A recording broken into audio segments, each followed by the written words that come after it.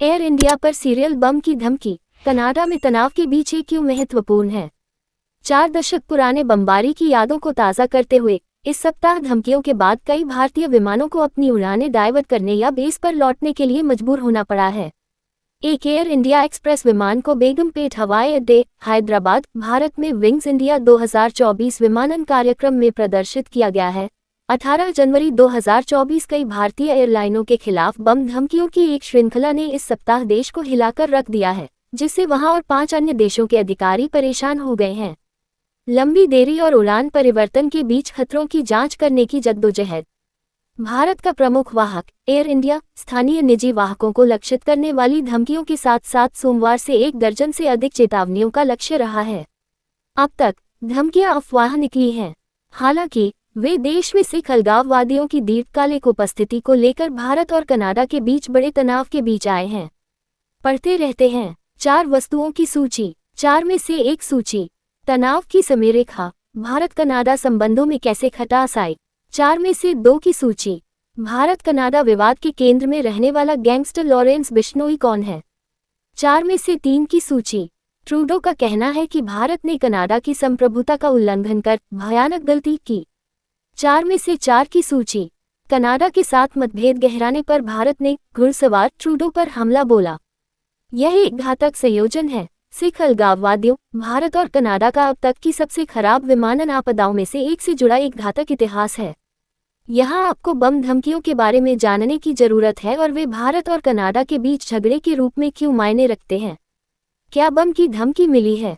3 दिनों के अंतराल में देश में विमानों के खिलाफ एक्स जैसी सोशल मीडिया साइटों पर कम से कम 19 बम धमकियां जारी की गई हैं, जिनमें एयर इंडिया की उड़ानें और 3 निजी वाहक शामिल हैं।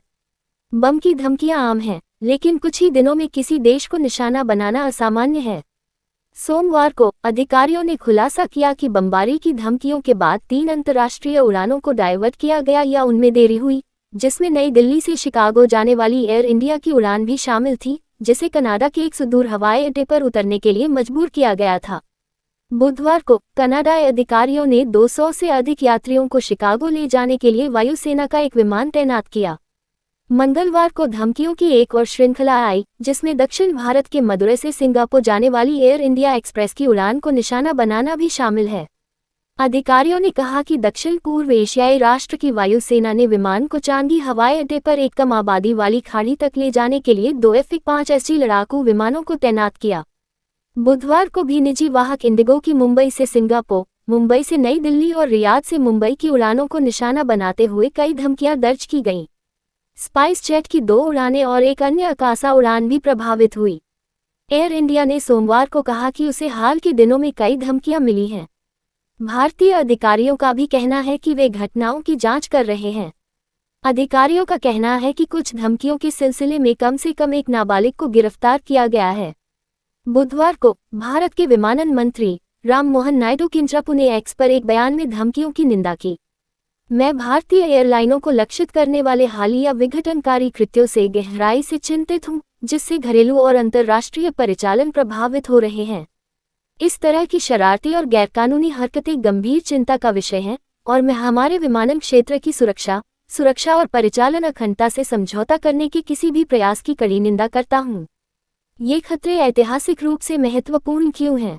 23 जून 1985 को कनाडा से लंदन होते हुए भारत जा रहे एयर इंडिया के एक विमान में आयरिश तट के पास विस्फोट हो गया, जिससे विमान में सवार सभी 329 लोगों की मौत हो गई।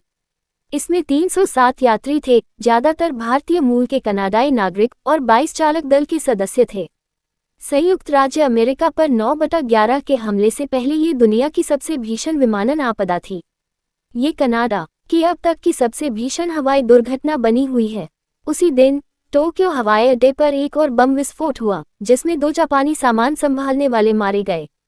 ऐसा माना जाता है कि समय से पहले विस्फोट होने से पहले बम ने बैंकॉक जाने वाली एयर इंडिया की एक अन्य उड़ान को निशाना बनाया था।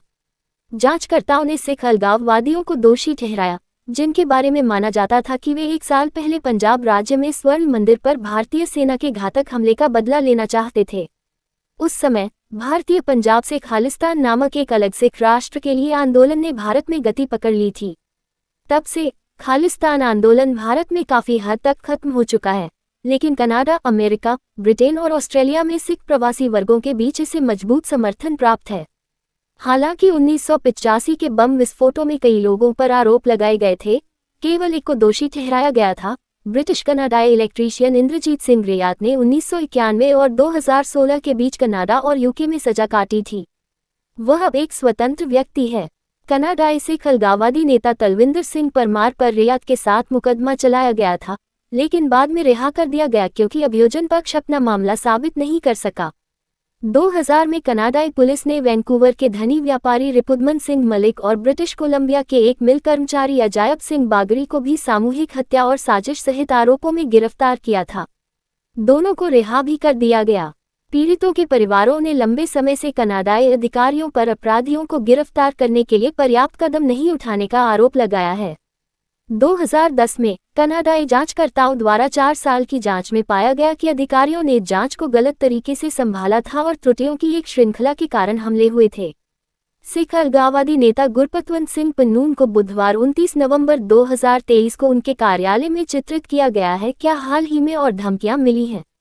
2023 के अंत में अमेरिका में स्थित एक सिख अलगाववादी नेता गुरपतवंत सिंह पन्नून ने सोशल मीडिया पर पोस्ट किए गए एक वीडियो में लोगों को 19 नवंबर 2023 से शुरू होने वाली एयर इंडिया की उड़ानों से दूर रहने की चेतावनी दी थी। ये चेतावनी एक असफल हत्या की साजिश की रिपोर्ट सामने आने के बाद आई है। उसे अमेरिकी धरती पर मारने के लिए आव्रजन वकील पन्नून अमेरिका स्थित Sikh for justice group (SFJ) का नेता है, जो भारत में प्रतिबंधित है।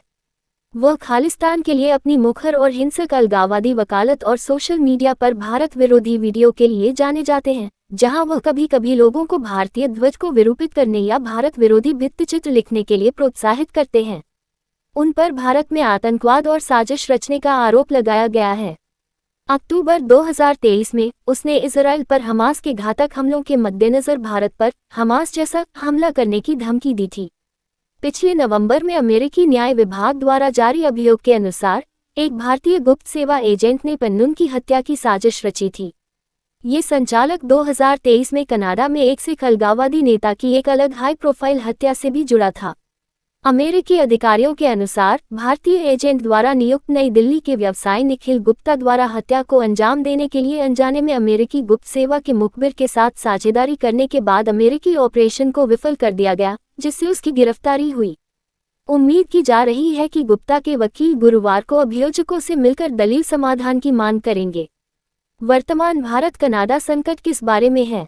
बम की धमकियों से उत्पन्न तनाव भारत और कनाडा के बीच गहराते विवाद के बीच आया है, जिसमें दोनों पक्षों ने पिछले वर्ष के दौरान दर्जनों राजनयिकों को निष्कासित या वापस बुला लिया है। सितंबर 2023 में कनाडा के राष्ट्रपति जस्टिन ट्रूडो ने संसद में बोलते हुए सबसे पहले सिख अलगाववादी नेता हरदीप सिंह निज्जर की हत्या के लिए भारत पर आरोप लगाया, जिनकी 18 जून को वैंकूवर उपनगर सरे में एक मंदिर के बाहर गोली मारकर हत्या कर दी गई थी। भारत सरकार ने आरोपों को बेतुका बताते हुए खारिज कर दिया और कनाडा से अपने क्षेत्र से सक्रिय भारत विरोधी समूहों पर कार्रवाई करने को कहा। भारत वर्षों से कनाडा पर सिख अलगाववादियों को पनाह देने का आरोप लगाता रहा है, हालांकि कनाडा इससे इनकार करता रहा है। सिख समूहों ने कनाडा में खालिस्तान पर अनौपचारिक जनमत संग्रह कराया है। 45 वर्षीय निज्जर भारत में एक हिंदू पुजारी पर कथित हमले के लिए वांछित था। 4 भारतीय नागरिकों, जिनके बारे में कनाडाई अधिकारियों का कहना है कि वे एक कुख्यात भारतीय अपराध सरगना से जुड़े हुए हैं, को उसकी हत्या के आरोप में गिरफ्तार किया गया है। तनाव क्यों बढ़ गया है? सोमवार को यह विवाद तब और बढ़ गया जब कनाडाई अधिकारियों ने भारत के उच्चायुक्त संजय कुमार वर्मा और 5 अन्य भारतीय राजनयिकों को निज्जर हत्याकांड और सिख अलगाववादियों के खिलाफ अन्य हिंसा के कृत्यों में शामिल होने का आरोप लगाते हुए निष्कासित कर दिया। ट्रूडो ने कहा कि कनाडाई पुलिस ने निज्जर की हत्या और दूसरों को निशाना बनाने में भारत सरकार की संलिप्तता के स्पष्ट और सम्मोहक सबूत उजागर किए हैं। ट्रूडो ने एक संवाददाता सम्मेलन में संवाददाताओं से कहा, इसमें गुप्त जानकारी एकत्र करने की तकनीक, दक्षिण एशियाई कनाडाई लोगों को लक्षित करने वाला जबरदस्ती व्यवहार और हत्या सहित 1 दर्जन से अधिक धमकी भरे और हिंसक कृत्यों में शामिल होना शामिल है। बुधवार को कनाडाई प्रधानमंत्री ने देश में विदेशी हस्तक्षेप की जांच के दौरान आरोपों को दोहराते हुए कहा कि भारत ने कनाडा की संप्रभुता का उल्लंघन करते हुए एक भयानक गलती की है। भारत के विदेश मंत्रालय के एक बयान के अनुसार भारत ने सोमवार को इसी तरह 6 कनाडाई राजनयिकों को निष्कासित कर दिया, जिनमें दिल्ली में कनाडा के कार्यवाहक उच्चायुक्त स्टीवर्ट रॉस व्हीलर भी शामिल थे। देश के विदेश कार्यालय ने कहा कि उसे कनाडा से एक राजनयिक संचार प्राप्त हुआ है जिसमें बताया गया है कि निज्जर की हत्या की चल रही जांच में भारतीय उच्चायुक्त और अन्य राजनयिक रुचि के व्यक्ति हैं। ये नवीनतम कदम उस बातचीत के बाद है जिसमें फिर से बिना किसी तथ्य के दावे देखे गए हैं। इसमें कोई संदेह नहीं है कि जांच के बहाने राजनीतिक लाभ के लिए भारत को बदनाम करने की एक जानबूझकर रणनीति है, इसके बयान में कहा गया है। भारत अब भारतीय राजनयिकों के खिलाफ मनगढ़ंत आरोप लगाने के कनाडाई सरकार के इन नवीनतम प्रयासों के जवाब में आगे कदम उठाने का अधिकार सुरक्षित रखता है। नजीबुल्लाह ने कहा, हम एक राजनयिक टूटन देख रहे हैं। कनाडा लगातार भारत से जांच में सहयोग करने का आग्रह कर रहा है, लेकिन भारत ने ऐसा करने से इनकार कर दिया है। विश्लेषक ने अमेरिका और 7 देशों के समूह, जिसमें कनाडा एक सदस्य है, की संभावित प्रतिक्रिया का जिक्र करते हुए कहा, इसमें हमारे प्रमुख सहयोगियों और साझेदारों के विचार निर्णायक होंगे।